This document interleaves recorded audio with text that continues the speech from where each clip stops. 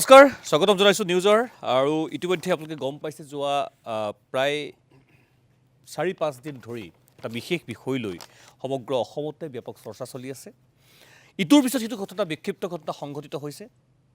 আজি ৪ কি ৫ দিনৰ ভিতৰত ৩টাকৈ ঘটনা সংঘটিত হৈছে।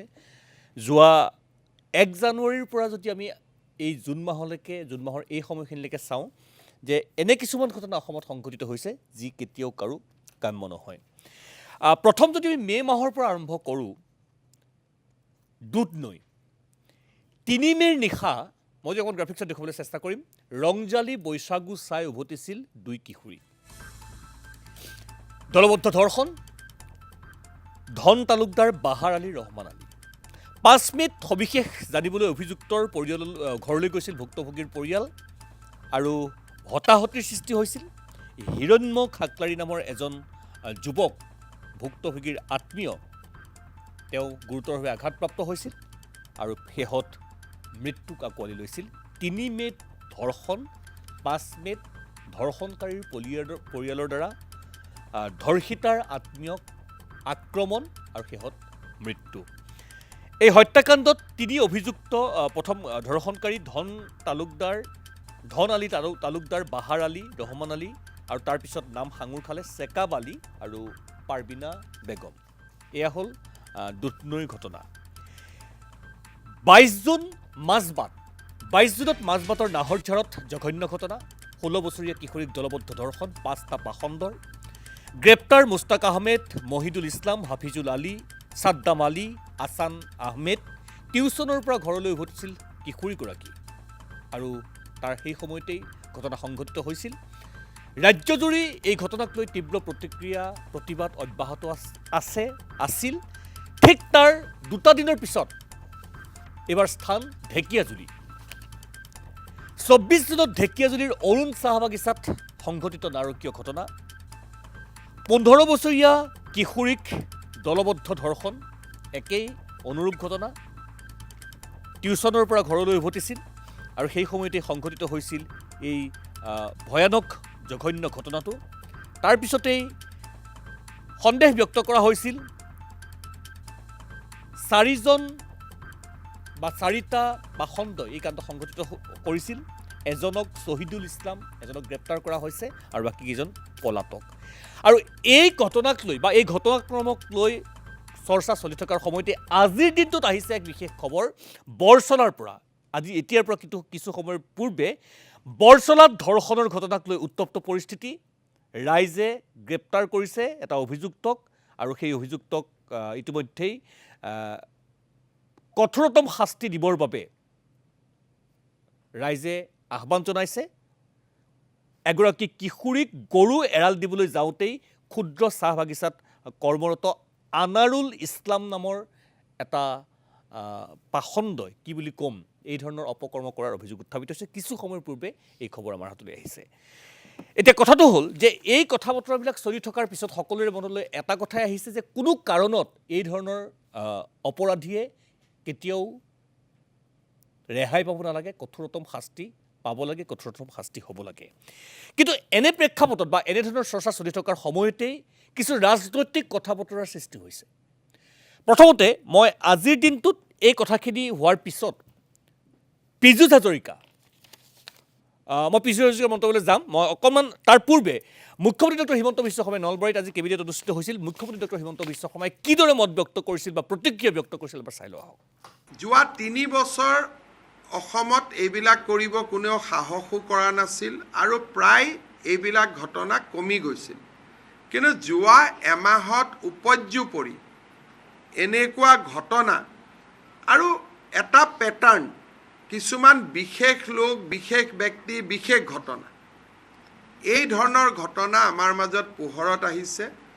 অসম আৰক্ষীক নিৰ্দেশ দিয়া হৈছে যে কঠোৰৰ পৰা কঠোৰতম ব্যৱস্থা হাতত ল'ব লাগে।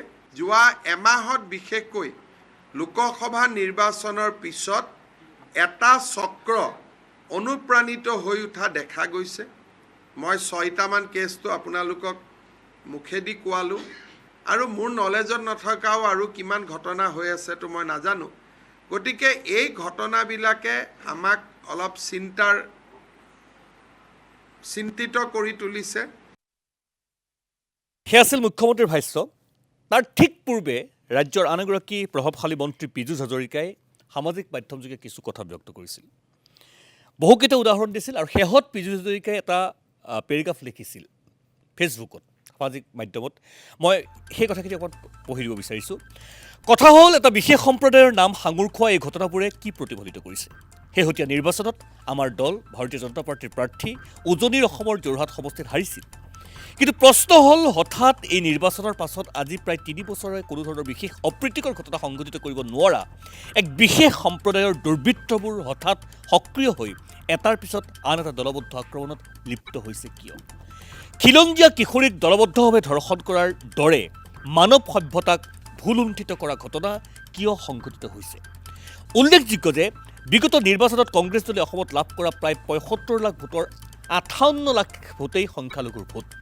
নিৰ্বাচনত যোৰহাট তেওঁলোক জিকিছে, কিন্তু এই জয় যেন এটা বিশেষ সম্প্ৰদায়ৰ দুৰ্বৃত্তৰ বাবে সাহস হৈ পৰিছে। আজি খিলঞ্জীয়াৰ গাঁৱত অথবা খিলঞ্জীয়া কিশোৰীক কৰা নিৰ্যাতনৰ বিৰুদ্ধে আমাৰ চৰকাৰে কঠোৰৰ পৰা কঠোৰতৰ পদক্ষেপ ল'বলৈ আগবাঢ়িছোঁ, কিন্তু ৰাজ্যখনত হঠাতে এনেদৰে এটা সম্প্ৰদায়ৰ দুৰ্বৃত্তৰ দলবদ্ধ আক্ৰমণৰ ঘটনাক সামাজিক প্ৰেক্ষাপটত সহজভাৱে ল'ব পৰা নাযায়। আমাৰ চৰকাৰে বিগত সময়ত সকলোৰে উন্নতিৰ বাবে কাম কৰিছে, কিন্তু এতিয়া কাৰোবাৰ জয়ৰ সাহসত দুঃসাহসী হৈ এটা বিশেষ সম্প্ৰদায়ৰ দুৰ্বৃত্তই খিলঞ্জীয়া অসমীয়া আৰু ভাৰতীয়ৰ ওপৰত আক্ৰমণ কৰিছে। চৰকাৰে এই সংগঠিত দুৰ্বৃত্তবোৰক কঠোৰ হাতেৰে নিৰ্মূল কৰিব। এতিয়া আমাৰ কথাটো হ'ল যে ধৰ্ষণকাৰী, দুষ্কৃতিকাৰী, অক্ষমনীয় অপৰাধ শাস্তি পাবই লাগিব, কঠোৰৰ পৰা কঠোৰতম দৃষ্টান্তমূলক শাস্তি। কিন্তু ৰাজনীতিক কথা বতৰাবিলাক এই সময়ত অনাটো কিমান উচিত বা কিমান দৰকাৰী, এই কথাখিনিকে মই আলোচনা কৰিবলৈ চেষ্টা কৰিম। মোৰ একেবাৰে সোঁফালে কংগ্ৰেছৰ মুখপাত্ৰ বিদিশা নেওগ, তাৰ কাষতেই মিতালী তালুকদাৰ, আইন আৰু অবেক্ষণ বিষয়া বৰপেটাৰ। তেখেতে এই যিটো অধিকাৰ, এই মহিলাৰ অধিকাৰ, শিশুৰ অধিকাৰ, এই অধিকাৰৰ ক্ষেত্ৰত তেখেতে দীৰ্ঘদিন কাম কৰি আছে। মোৰ বাওঁফালে সুৰঞ্জন দত্ত, ভাৰতীয় জনতা পাৰ্টীৰ মুখপাত্ৰ, আৰু একেবাৰে বাওঁফালে আইনুদ্দিন আহমেদ, আমচুৰ উপদেষ্টা। পোনপটীয়া সম্প্ৰচাৰত আমাৰ লগত সংযোজিত হৈ আছে আমচুৰ সভাপতি ৰেজাউল কৰিম চৰকাৰ। কিছু সময়ৰ পিছতে সংযোজিত হ'ব এপচুৰ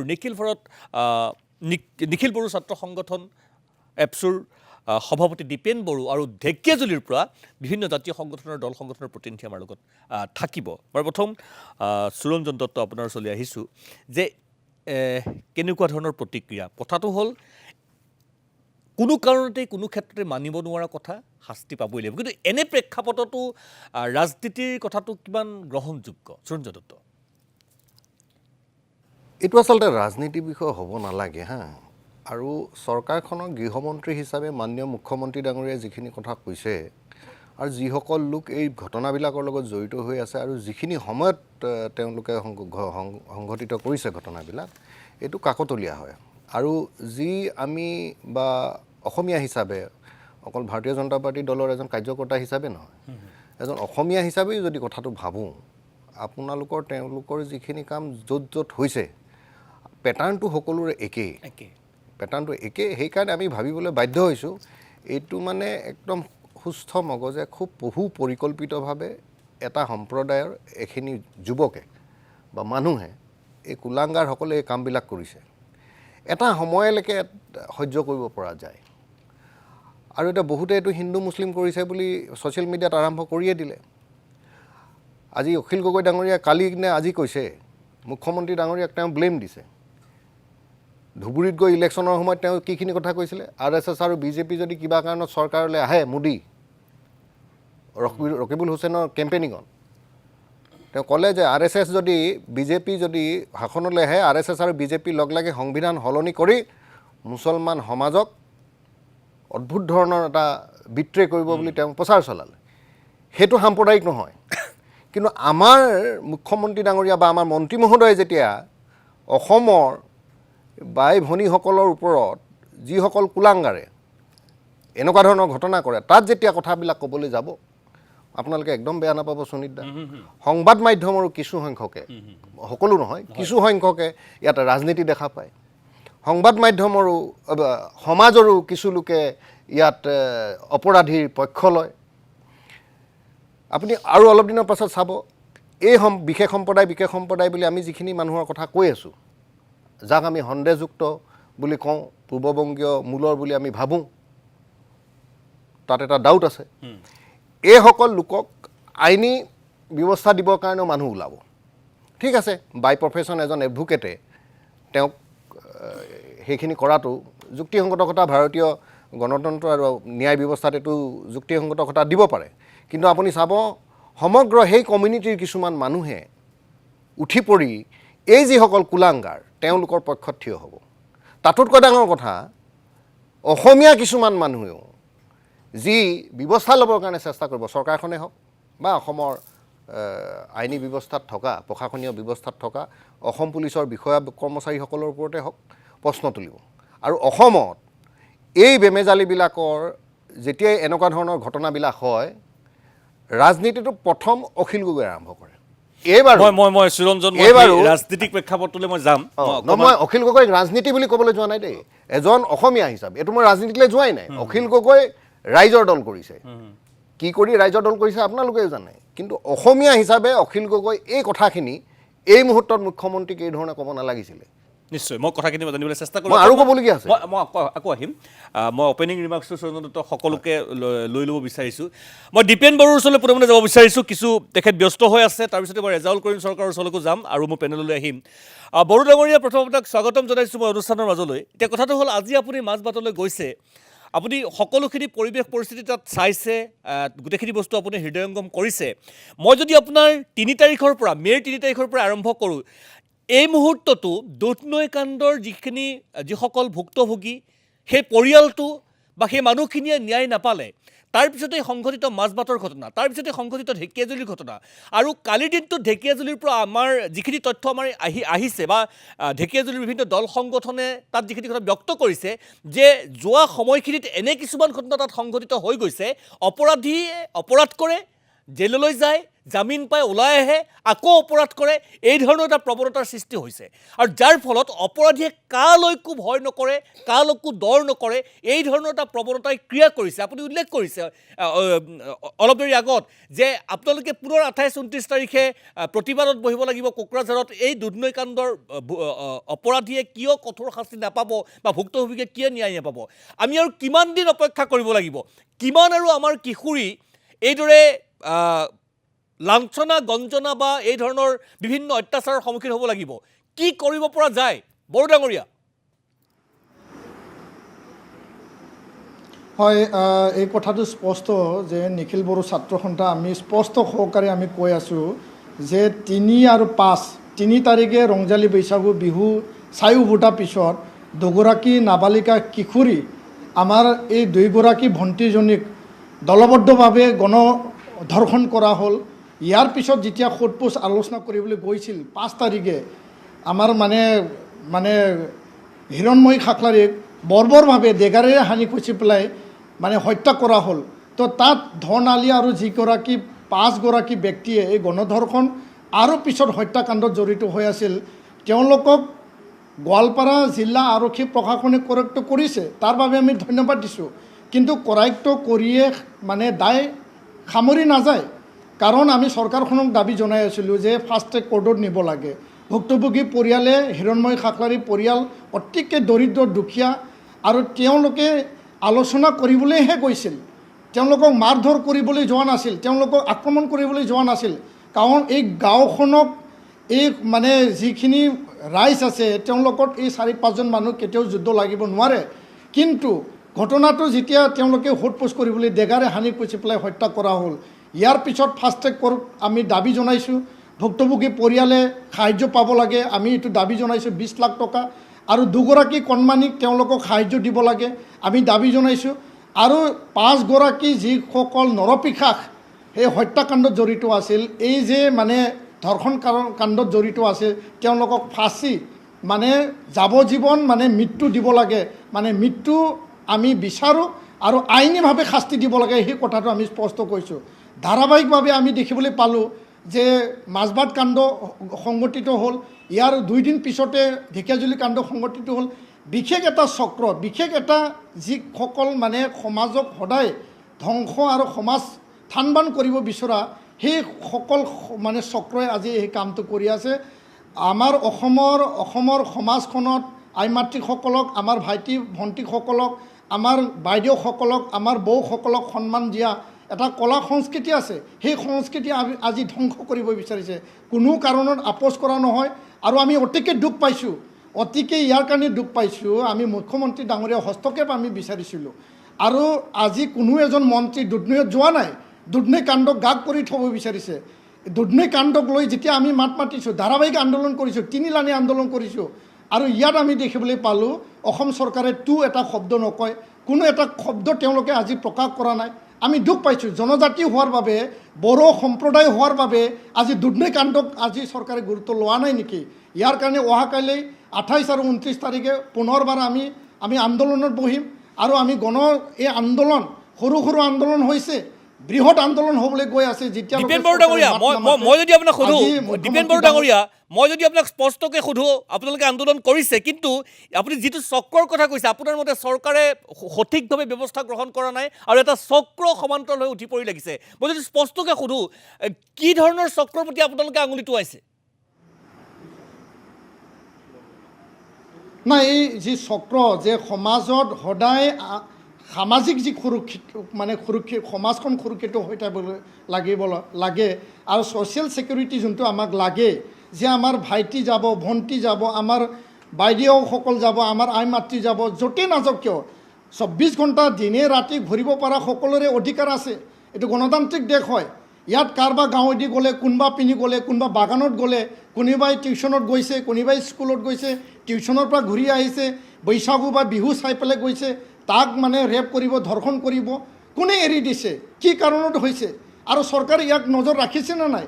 পুলিচ প্ৰশাসন আজি ঘটনা হোৱাৰ পিছতেই ধৰিছে। ঘটনা হোৱাৰ আগত কি কৰি আছিল?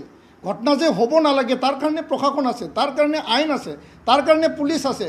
পুলিচ কি কৰি থাকে? ছ'চিয়েল যদি ছিকিউৰিটি দিব নোৱাৰে, তো ইয়াত ৰাইজে এতিয়া আইন হাতত তুলি ল'ব লগা বাধ্য হৈছে। তো ইয়াৰ কাৰণে সেই কথাটো অসম চৰকাৰে হৃদয়ংগম কৰিব লাগে। অসমত সামাজিক সুৰক্ষা হ'বই লাগিব। কোনো কাৰণত এনেকুৱা কাৰ্যকলাপ হ'ব দিয়া নহয়। আৰু আমি কোনো কাৰণত সহ্য কৰি আছোঁ, কিন্তু ভৱিষ্যতে সহ্য কৰা নহ'ব। আমাৰ ভণ্টিসকল, ছাত্ৰীসকল সুৰক্ষিতভাৱে স্কুলত যাব, টিউশ্যনৰ পৰা আহিব, যেতিয়া ওলাই যাব। ইয়াৰ কাৰণে গাৰ্জেনসকলো সজাগ সচেতন হ'ব লাগিব। সেই কথাও নিশ্চিত, গাঁওখন সজাগ সচেতন হ'ব লাগিব। কিন্তু চৰকাৰৰ দায়বদ্ধতা আছে। অকল ঘটনা হৈ যোৱাৰ পিছত মন্ত্ৰী যাব, DGP যাব, খবৰ ল'ব, সেইটো দায় সাৰিলে নহ'ব। সেই কথাটো আজি আমি স্পষ্ট কৰি দিছোঁ। আৰু দুধনৈ কাণ্ডত সুবিচাৰ ন্যায় আমাক লাগিবই। যেতিয়ালৈকে চৰকাৰে মুখ নোখোলে, যেতিয়ালৈকে চৰকাৰে ফাষ্ট ট্ৰেকত নিদিয়ে, সাহায্য নিদিয়ে, তেতিয়ালৈকে আমাৰ আন্দোলন চলিব, বৃহৎ আন্দোলন। নিশ্চয়।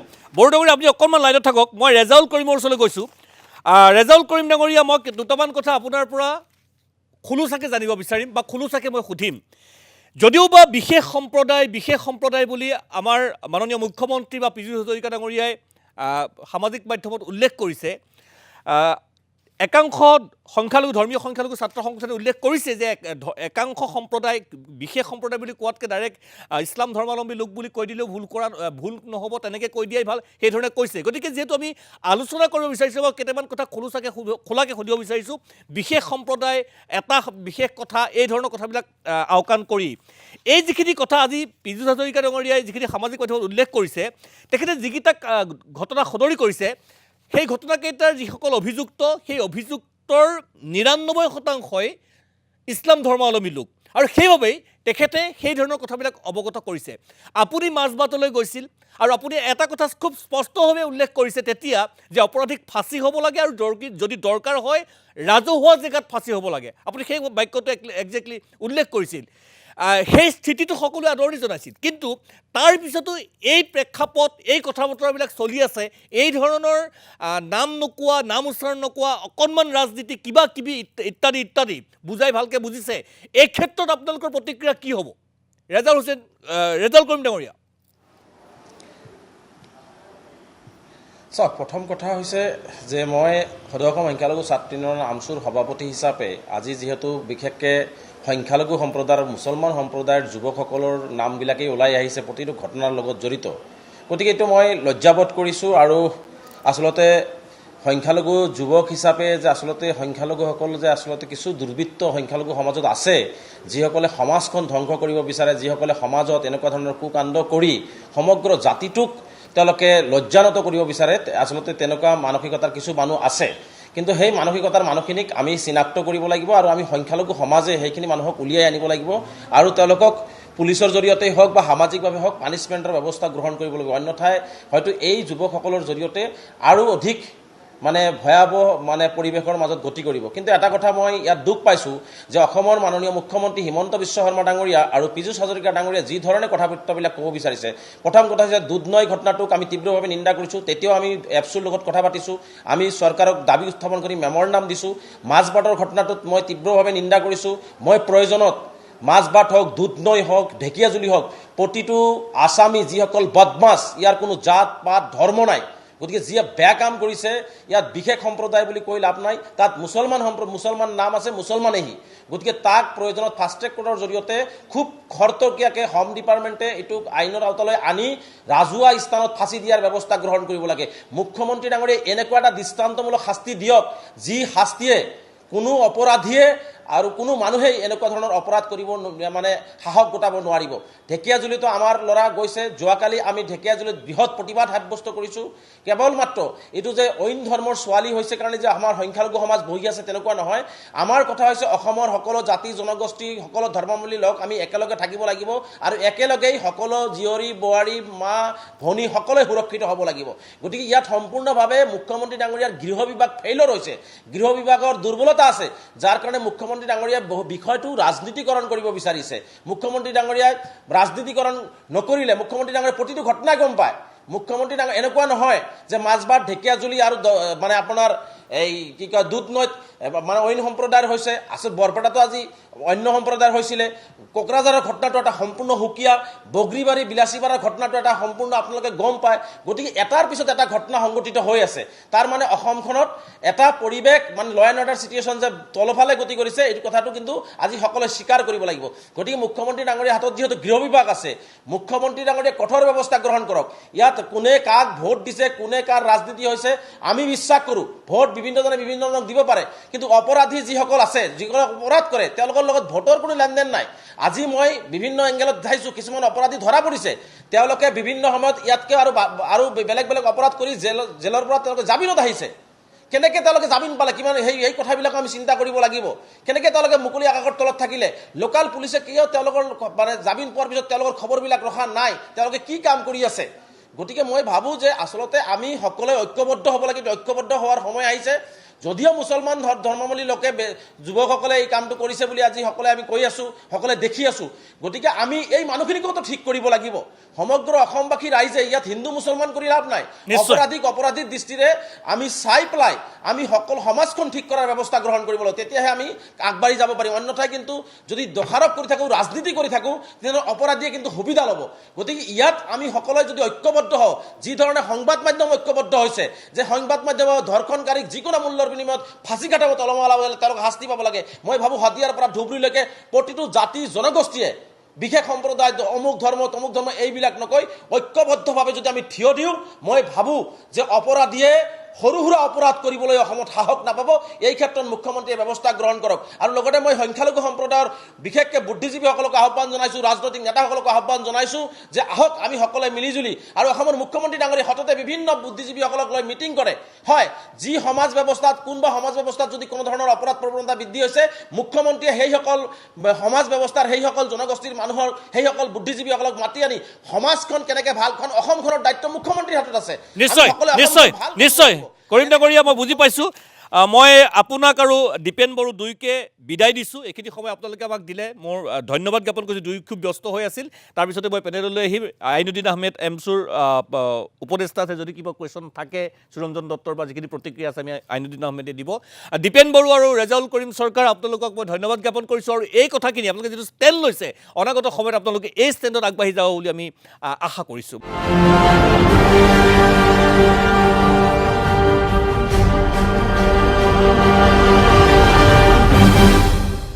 আইন আৰু আৱেক্ষণ বিষয়া আৰু তেখেতে এই নাৰীৰ অধিকাৰ বা এই ধৰণৰ কথা বতৰাবিলাকত দীৰ্ঘদিন ধৰি কাম কৰি আছে মই আপোনাৰ পৰা জানিবলৈ চেষ্টা কৰিম কাৰণ ইয়াৰ পিছতে মই তেখেতসকলৰ লগত কথা পতাৰ লগতে ডিবেটৰ এটা পৰ্যায়লৈ গুচি যাব গতিকে মই তাৰ পূৰ্বে আপোনাৰ পৰা কথাখিনি জানি ল'ব বিচাৰিছোঁ যে হয় কথাবিলাক ক'বলৈ বহুত সহজ হয় কিন্তু সেই পৰিয়ালটো বা সেই ভুক্তভোগীগৰাকীৰ যন্ত্ৰণাটো অকল নিৰ্দিষ্ট সেই তেওঁলোকেহে আচলকৈ উপলব্ধি কৰিব পাৰিব এই হয় পক্সো তাত লগোৱা হৈছে বা বিভিন্ন ধৰণৰ আমাৰ হয়তো 1 জুলাইৰ পৰা গোটেই ব্যৱস্থাটোৱে সলনি হ'ব কি ধৰণে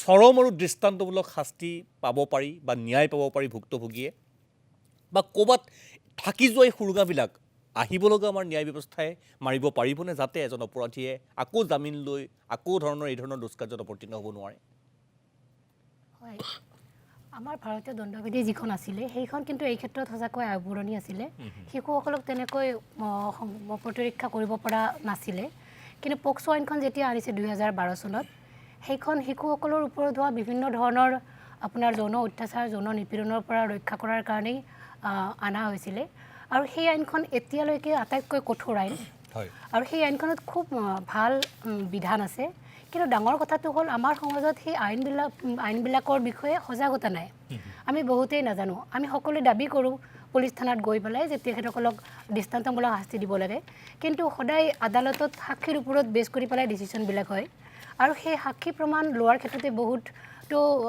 আপোনাৰ লোভল আছিলে কিন্তু এই নতুন যিটো ব্যৱস্থা হ'ব সেই ব্যৱস্থাত পুলিচৰ ইনভেষ্টিগেশ্যনৰ পৰা আদি কৰি আদালতৰ সেই আপোনাৰ নিৰ্দিষ্ট সময়ত কেছবিলাক নিষ্পত্তি কৰিব লাগিব ঠিক তেনেকৈ ভিডিঅ'গ্ৰাফি কৰি পেলাই সকলো তালাচি ল'ব লাগিব বা সামগ্ৰী জব্দ কৰিব লাগিব তেনেকুৱা বহুত আটক মানে অতি মডাৰ্ণ টাইপৰ টেকন'লজি ব্যৱস্থা কৰা হৈছে ঠিক তেনেকৈ ফৰেনচিক বিজ্ঞানৰ ব্যৱহাৰ খুবেই প্ৰয়োজনীয় আছিলে যিটো আগতে তেনেকুৱা ব্যৱস্থা নাছিলে কিন্তু এই ক্ষেত্ৰত এতিয়া ফৰেনচিক বিজ্ঞানৰ ব্যৱহাৰে আমাক ইতিবাচক পৰিৱৰ্তন বহুখিনি আনিব বুলি আশা কৰিব পাৰি আৰু যিখন পক্সো আইন আছে এই আইনখনত আচলতে 2012 চনৰ পিছৰে পৰাই তাৰপিছত আকৌ 2019 চনতো সংশোধন কৰা হৈছিলে যাতে আপোনাৰ 12 বছৰৰ তলৰ 16 বছৰৰ তলৰ যদি শিশুৰ ওপৰত তেনেকুৱা নাৰী নিৰ্যাতন হয় নাৰী নিৰ্যাতন বুলি কথা নাই কাৰণ পক্সো আইনখন জেণ্ডাৰ নিউট্ৰেল ইয়াত ল'ৰা বা ছোৱালী উভয়ে যৌন নিপীড়ন বা যৌন উৎপীড়নৰ বলি হ'ব পাৰে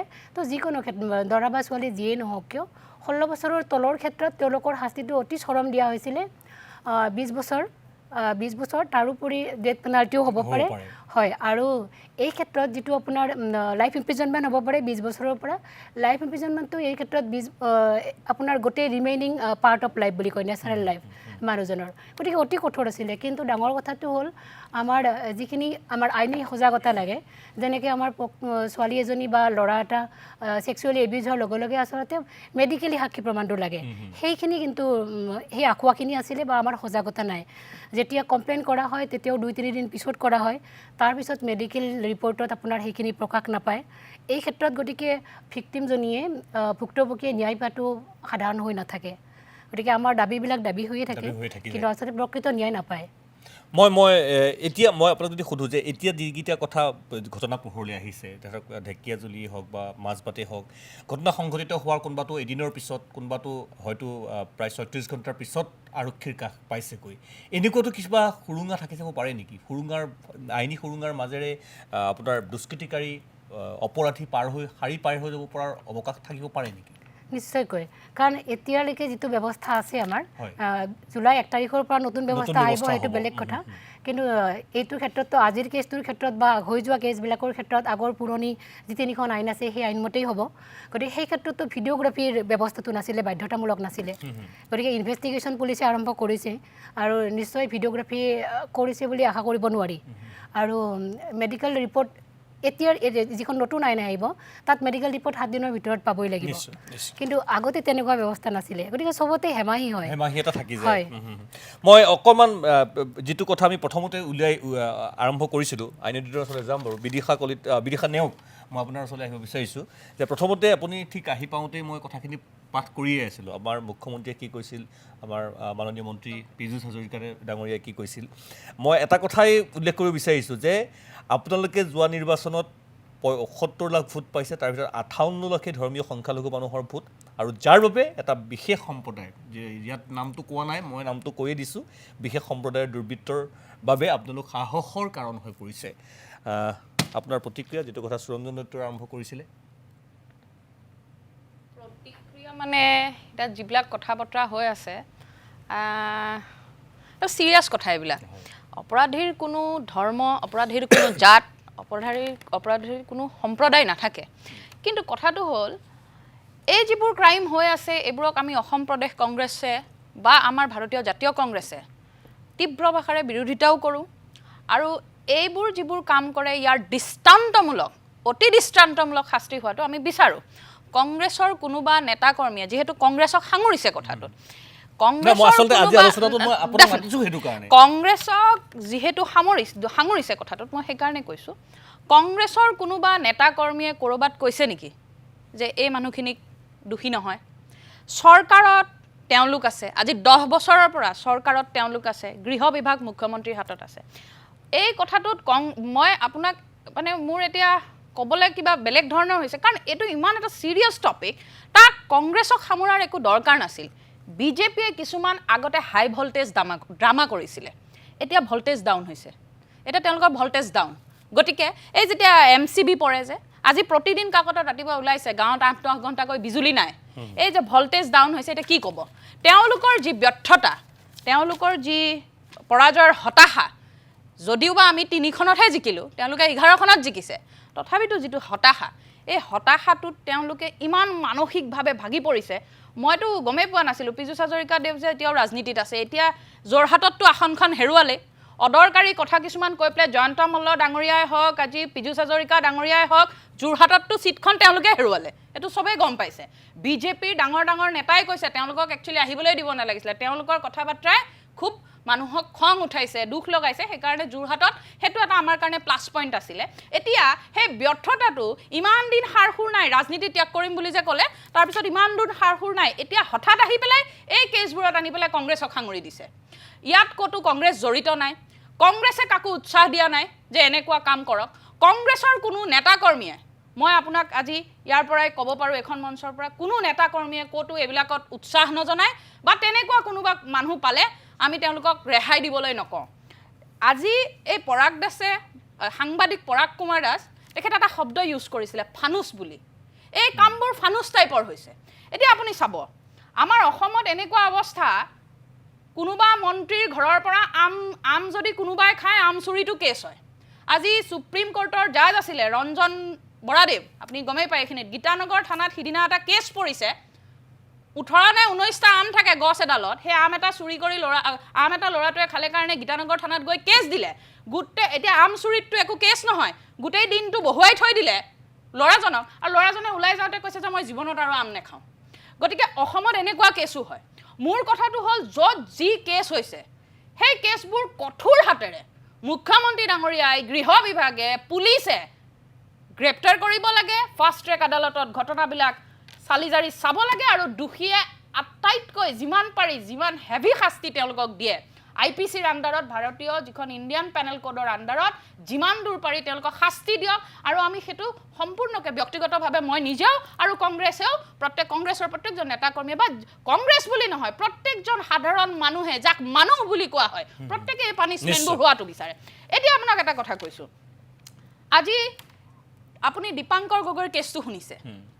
আজি দীপাংকৰ গগৈ তিতাবৰৰ এজন অসমীয়া ল'ৰাজনে যেতিয়া পুলিচৰ চাকৰিৰ ট্ৰেইনিঙৰ কাৰণে ৰাতিপুৱা শাৰীৰিক তেওঁ কচৰত কৰে, তেওঁক উঠাই লৈ যোৱা হ'ল, উঠাই লৈ গৈ গ্ৰেনেড বিস্ফোৰণত তেওঁৰ অভিযুক্ত বুলি তেওঁক অমানসিক অত্যাচাৰ কৰা হ'ল, যাৰ কাৰণে তেওঁ ছুইচাইড কৰি দিলে, আৰু এতিয়া চাৰ্জশ্বিটত তেওঁৰ নামেই নাই। সেইটো চৰকাৰৰ বৰঘৰতে হোৱা নাইনে?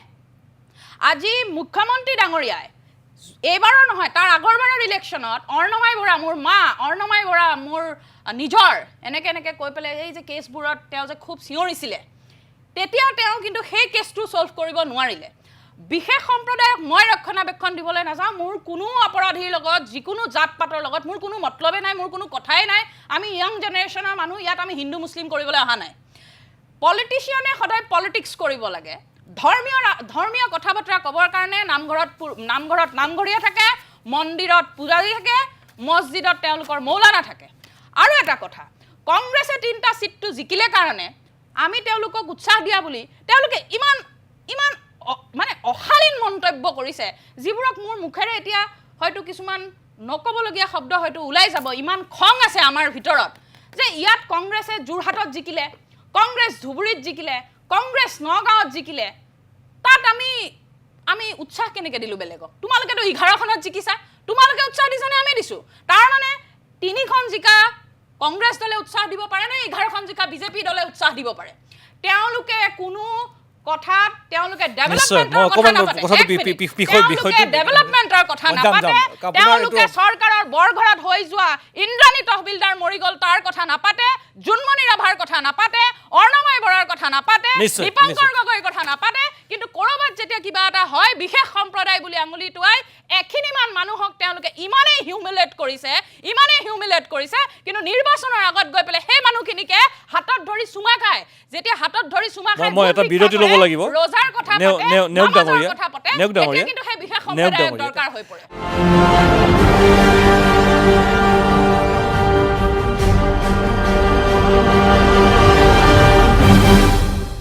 পোনে মই আইনুদ্দিন আপোনাৰ ওচৰলৈ গৈছোঁ যে কথাখিনি দুটেই মানে মই এইটো কথা নকওঁ যে গোটেই মানুহখিনিৰ গাতে কিবা ভুল আছে, কিন্তু কথাটো হ'ল যে এই যে প্ৰশ্নবিলাকৰ অৱকাশ ঘটিছে প্ৰতিটো অপৰাধলৈ যদি আমি চাওঁ যে হয় এইখিনি বিশেষ মানুহক লৈ ইছলাম ধৰ্মাৱলম্বী মানুহখিনিৰ অপৰাধ প্ৰৱণতাটোক লৈ পেলাই এইখিনি মানুহ মই এই যিখিনি অপৰাধী সেইখিনি কথাই কৈছোঁ দেই, এইটো মই কেতিয়াও সাধাৰণীকৰণ নকৰোঁ।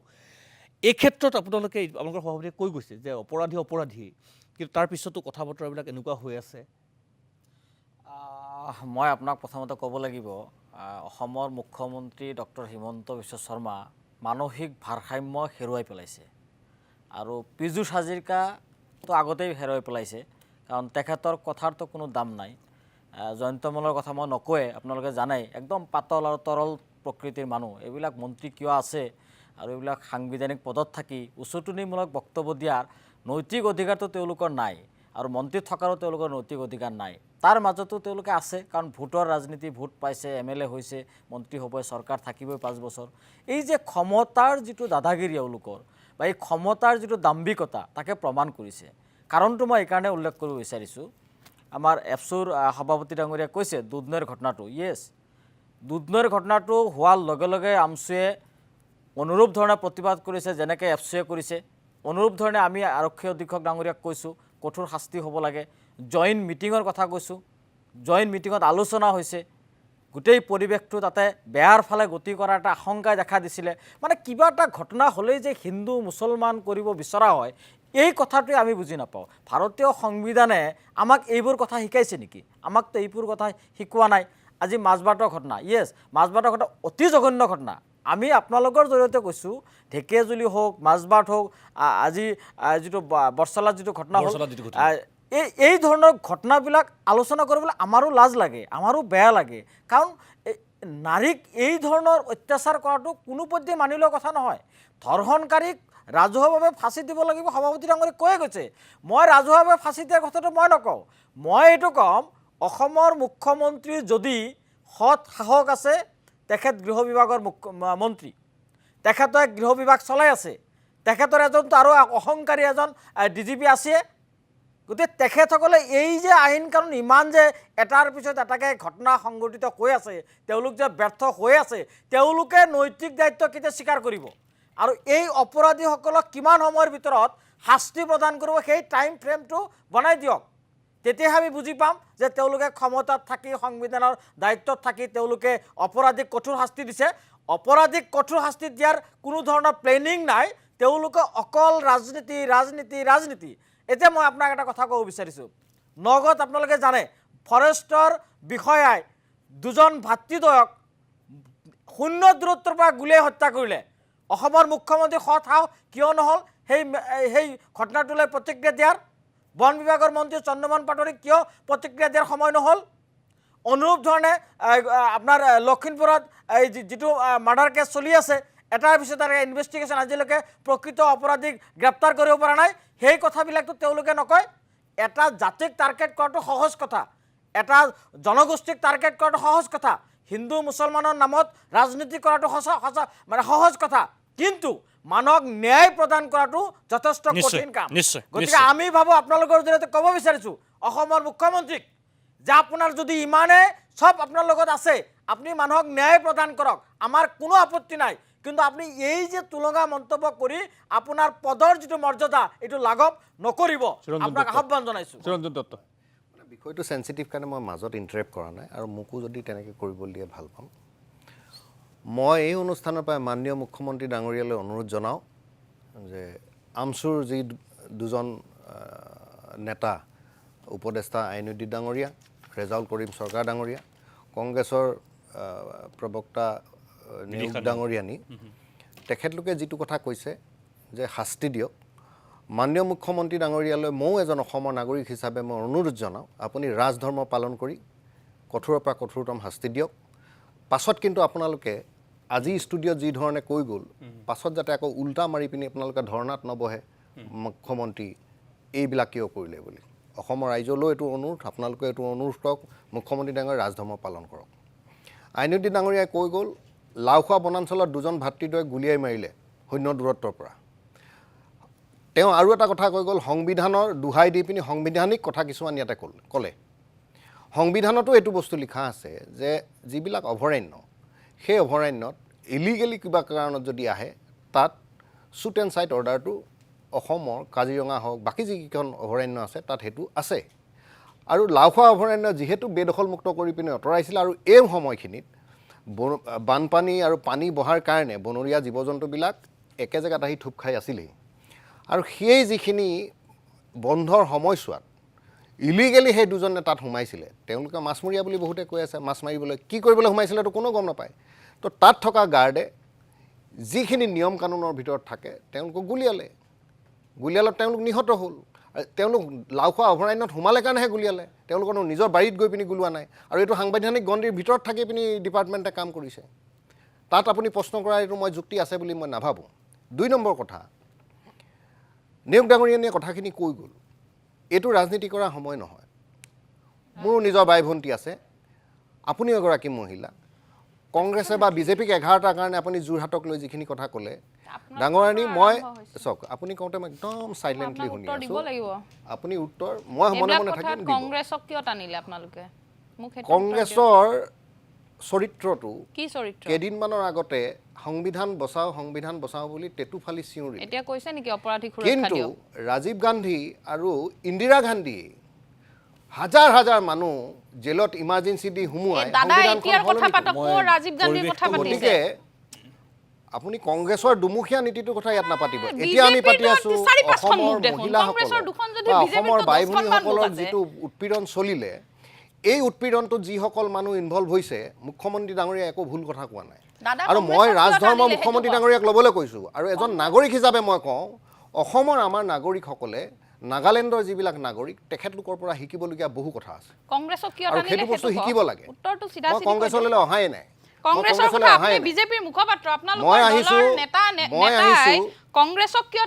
বাইদেউ চাওক, ৰাজনীতি কৰিব আছে, বেলেগ এটা প্লেটফৰ্মত আহিব। আজি ইয়াতে ভাৰতবৰ্ষত পৃথ্বীৰাজ চৌহান ডাঙৰীয়া দিনৰ পৰা এই বিশেষ সম্প্ৰদায় যিখিনি সংখ্যালঘু মানুহৰ কথা কৈছোঁ, ভাৰতবৰ্ষত পৃথ্বীৰাজ চৌহানৰ দিনৰ পৰা 16 বাৰ তেওঁলোকক ক্ষমাদান কৰাৰ পাছতো ভাৰতবৰ্ষত আক্ৰমণ কৰি থাকিলে মোগলে। মহাত্মা গান্ধী ডাঙৰীয়ালৈ আহোঁ। মহাত্মা গান্ধী ডাঙৰীয়াৰো এই বিশেষ সম্প্ৰদায়টোক দেশ দুখন বিভাজন কৰি দিলে শান্তিৰে থাকক বুলি, তথাপিও ভাৰতবৰ্ষক এই সম্প্ৰদায় অশান্তি কৰা আৰম্ভ কৰিলে। আজি সিদিনালৈকে নৰেন্দ্ৰ মোদী ডাঙৰীয়াই এই বিশেষ সম্প্ৰদায়টো, আপুনি মই ৰাজনীতিলৈ আহি আছোঁ, ৰাষ্ট্ৰপতিয়ে নৰেন্দ্ৰ মোদী ডাঙৰীয়াৰো সবকা সাথ সবকা বিকাশ সবকা বিশ্বাস বুলি ক'লে। এই সম্প্ৰদায়ে এতিয়াও অসমতে ৭৫ লাখৰ ভিতৰত 58 লাখ সংখ্যালঘুৱে কংগ্ৰেছৰ ভোট দিলে। এইটো অপৰাধ হৈছে এইটো অপৰাধ বুলি ক'লো নেকি মই? নাই নাই, মই আপুনি কোৱা নাই। বাৰে বাৰে ইণ্ডিকেট কৰি আছে আৰে শুনিব লাগে। মুছলমান মানুহে অসমৰ মুছলমানৰ বিজেপিক ভোট দিয়া নাই বুলি আমচুৰ এইটো অপৰাধ কৰিছে নেকি? আমচুৰ খোৱা এইটোতো দাঁত এটা অপৰাধ দেখুওৱা কৰা দাঁত নাই। এটা এইটোতো অপৰাধ কথাখিনি কৰা নাই। কওঁতে আপোনালোকক মই শুনি নাই, নাই, আছিলোঁ নে? নাই নাই, শুনি আছে আপুনি অপ্ৰাসংগিক কংগ্ৰেছ কথা কেনেকৈ বেবেৰী বাং ক'ব? আৰু কথা কৈ আছে। সংখ্যালঘু আপুনি এটা মুদ্ৰাৰ অপ্ৰাসংগিক ভিতৰতে বেবেৰী আহিব। বাং কথা কৈ আছে আমি বদৰুদ্দিন চেষ্টা কৰি আছোঁ। আপোনালোকৰ দায়িত্ব হৈছে মাননীয় ক'ৰবাত মুখ্যমন্ত্ৰীৰ ৰেপ দায়িত্ব হৈছে, হৈছে। আসামিক ধৰি ল'ব। আনিছে, গ্ৰেপ্তাৰ কৰিছে, ৰেপ জেল কৰিছে, কেনেকৈ এতিয়া দিছে? এদিনাখন ৰেপ এইটো কৰিছে, পলাও ছোৱালী ধৰি ৰেপ আছে। কৰিছে। অকণমান ছোৱালী আটাইকে ৰেপ হৈছে। মই অকণমান ঢেকীয়াজুলিতে যাব বিচাৰিছোঁ। ঢেকীয়াজুলিত যতীন এই ধৰণৰ মই যতীনৰ ওচৰলৈ এই আহিছোঁ। ধৰণৰ সেনচিটিভ ইছ্যু এটা যতীন মই তাত যিহেতু কংগ্ৰেছৰ আৰু আমচুৰ এইটো যিটো দুমুখীয়া নীতি এক মিনিট এই দুমুখীয়া নীতিটোৱে যতীন এই তাত দুইজনে যিহেতু বন্ধ কৰি জাতীয় দিয়া দল ভাল। সংগঠনৰ প্ৰতিনিধি আছে, মুছলমানে আচাৰ কৰিছে। প্ৰতিনিধি আছে, মই অকণমান মুছলমানে অনুৰোধ কৰিছে। কৰিছোঁ, মই আহিম, মই ডিবেটটোলৈ আহিম। মই ইণ্টাৰাপ্ট কৰিমেই কিন্তু মই আপোনাকো ইণ্টাৰাপ্ট কৰিম এতিয়া Definitely, মই প্ৰত্যেকটো মই 3টা 4টা আপুনি সেচন গৈছে প্ৰতিটো সেচনত মই একদম শান্ত হৈ পিনি শুনি আছোঁ। মই অকণমান যদি আপোনালোকে এনেকুৱা ধৰণৰ সুৰঞ্জন, তাত নহ'ব যিহেতু নহয়। নহয় তাত কেনেকে যিহেতু হ'ব? জাতীয় দল নহয়, এইটো সংগঠনৰ চব প্ৰতিনিধি আপুনি আছে। এনেকে কৰিব নোৱাৰিব বাই। ডেফিনেটলি মই বায়'চিক আপুনি বায়'চিক কৰে। মই কথা কওঁতে মই সকলোলৈকে সুৰঞ্জন মই প্লিজ সময় দিছোঁ, মই এটা মাত মতা। যতীন আপোনালোকে কথা কৈ যতীন আৰু যদি-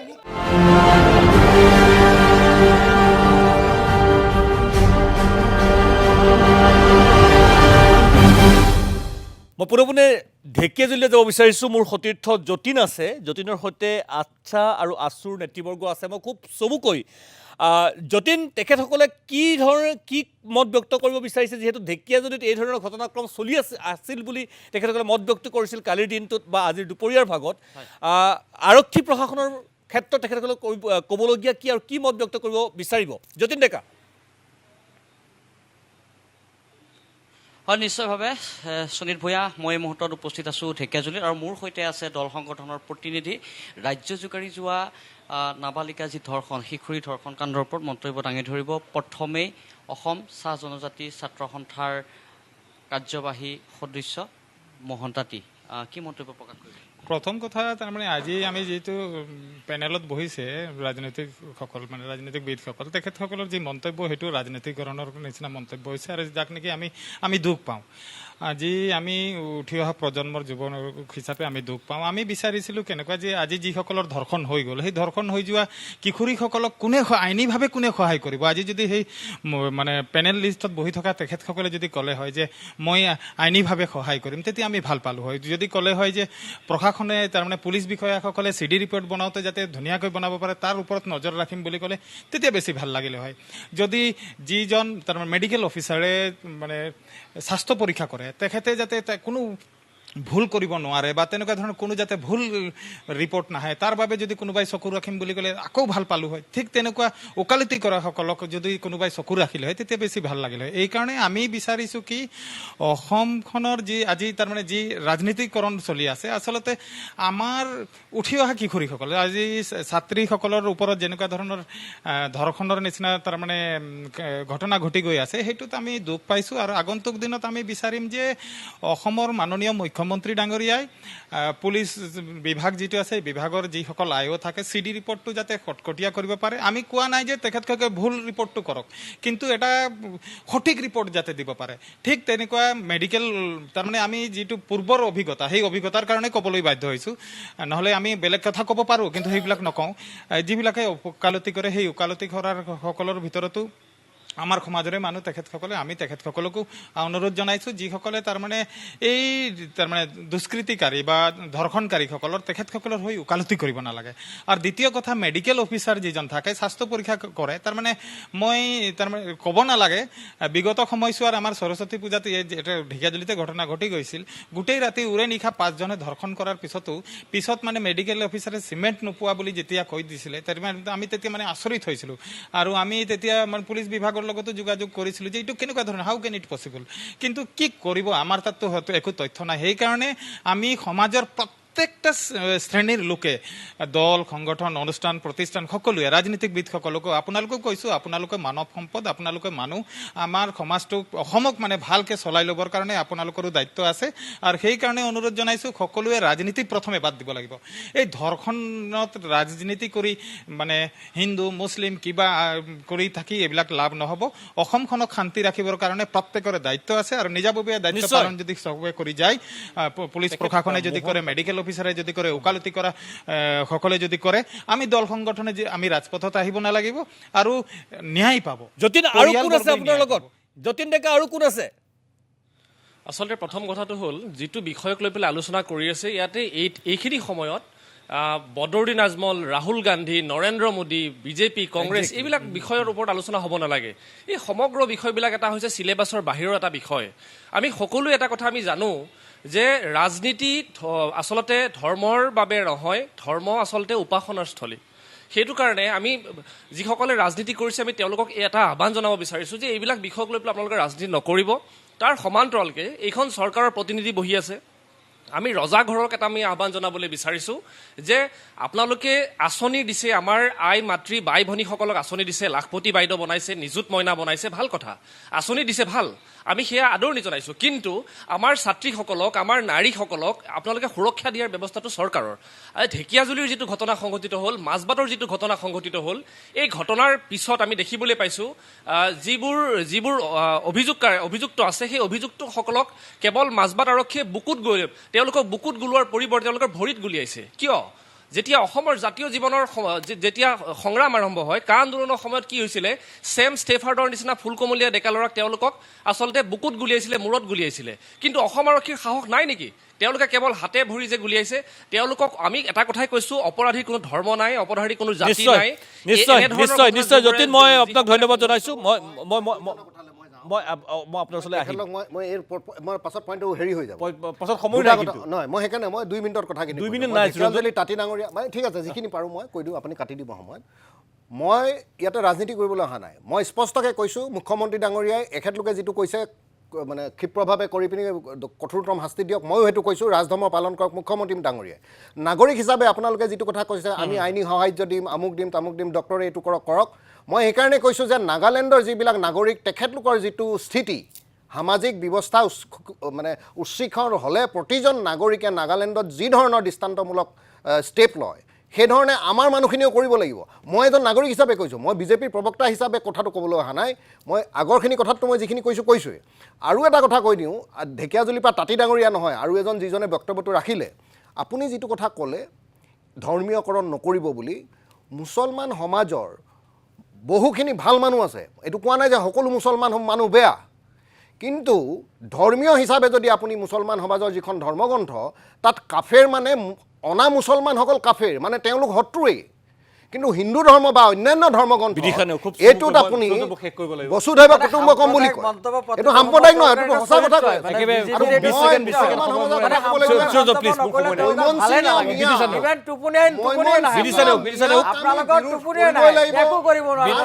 ৰাজনীতিৰ উদ্ধত গৈ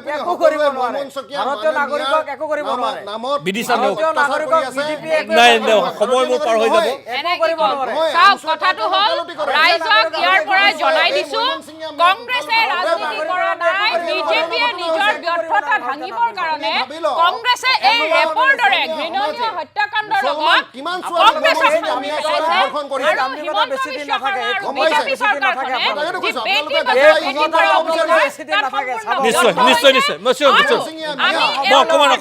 যি বেটি বচাও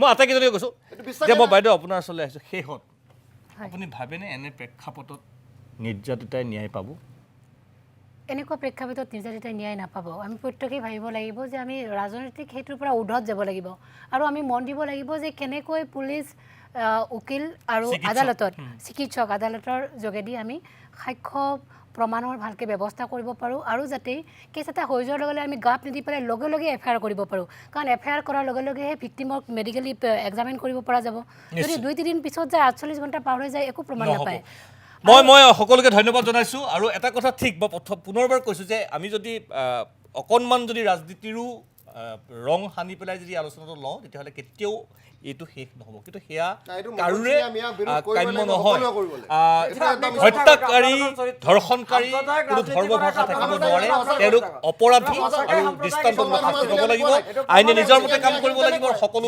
সচেতন হ'বৰ হ'ল সষ্টম হ'বৰ হ'ল